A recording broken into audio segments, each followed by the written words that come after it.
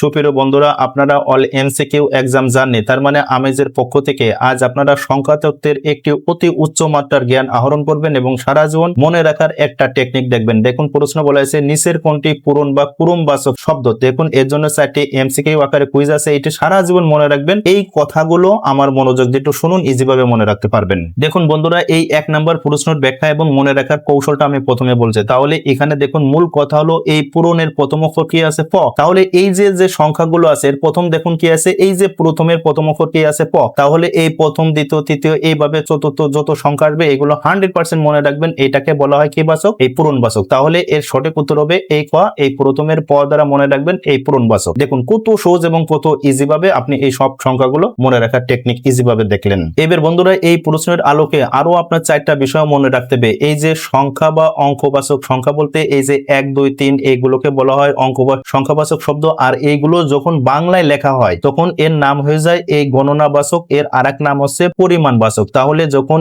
এই 1, 2 কে এরকম কথায় আমাদের বাংলা ভাষায় লেখা হয় তখন এটা হবে গণনাবাচক বা পরিমাণবাচক। আর আপনি অবশ্যই মনে রাখবেন পয় দীর্ঘকার, মানে প্রথমের প মনে রাখবেন। এই প দিয়ে মনে রাখবেন প্রথমে কি আছে? প্রথমের কয় রফলা। তাহলে প্রথম, দ্বিতীয়, তৃতীয়, চতুর্থ এরকম যত সংখ্যা হবে সেগুলো 100% হয়ে যাবে পূরণবাচক। আবার এখানে যদি লক্ষ্য করুন এই যে কয় রফলা, আবার দেখুন এই পয়রার সাথে কি আছে? রফলা। তার মানে একই কথা, পূরণবাচক হইলেও আপনি এই পয়রফলা রফলা দিয়ে মনে রাখবেন এই প্রথম, দ্বিতীয়, তৃতীয় এর সংখ্যাগুলো 100% হয়ে যাবে কি এই পূরণবাচক অথবা পূরণবাচক। আর বন্ধুরা, এই তারিখবাচক এটা ব্যাখ্যা করা কিছু নয়, তবে আপনারা অবশ্যই 4টা মনে রাখবেন। পয়লা, দোসরা, তেসরা, চৌঠা এই 4টে কিন্তু হিন্দি ভাষার শব্দ থেকে আসছে। আর এরপরে এই যে 5, 6, 7 এরপরে কিন্তু কোনো ফাঁকা হবে না, এই পর হবে। ফাঁকা হলে বাংলা ভাষাতে এটা অশুদ্ধ লেখা হয়। আর এই শব্দগুলো আমাদের বাংলা ভাষার নিজস্ব শব্দ। তাহলে বন্ধুরা, আপনারা এই সংখ্যা তত্ত্বের অনন্য জ্ঞান আহরণ করার পর এবং দেখলেন যে খুব পড়াগুলো মনে রাখা সহজ, এইবার আপনি এই কুইজের উত্তর করতে পারেন কিনা দয়া করে কমেন্ট করে জানান। নিচের কোন সংখ্যাগুলো বাংলা ভাষার নিজস্ব সম্পদ? এখানে সংখ্যাগুলো বলা হয়েছে আপনাদের কনফিউশন তৈরি করার জন্য।